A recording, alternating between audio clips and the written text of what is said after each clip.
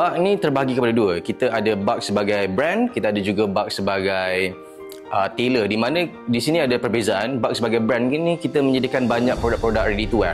Produk sedia pakai ni termasuk daripada baju Melayu, baju wanita, kita ada sedondon sekeluarga, dan kita ada full aksesori daripada hujung rambut sehingga hujung kaki. Hujung rambut ni termasuklah songkok, hutang baju Melayunya, songket dan juga capal. Manakala Bug sebagai tailor, di sini kita menyediakan servis. Ini adalah kita punya keutamaan kita, membezakan kita dengan pelbagai jenama di luar sana, iaitu kita membuat produk custom made seperti baju Melayu yang lebih sesuai untuk dipakai bagi mereka yang ada kelainan bentuk badan. Dan dekat sini juga kita menyediakan servis pembuatan seperti baju Melayu, baju wanita, kita ada juga buat baju batik, kita ada juga buat baju formal, kita ada juga buat baju-baju corporate dan sebagainya. Kita juga menyediakan servis tailor to you, di mana kita pergi door to door untuk menyediakan servis kita ke tempat pelanggan. Ini memudahkan pelanggan, tidak perlu keluar dan lebih efisien masa untuk pelanggan.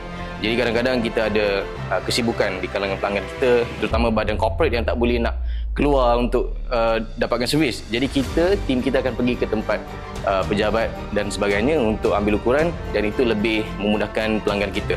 Sekarang kita pun dah beroperasi hampir 50 tahun. Tahun ini adalah tahun ke-50 kita, dan kita sebenarnya merancang untuk explore lagi, mengembangkan kita punya servis-servis dalam masa yang akan datang.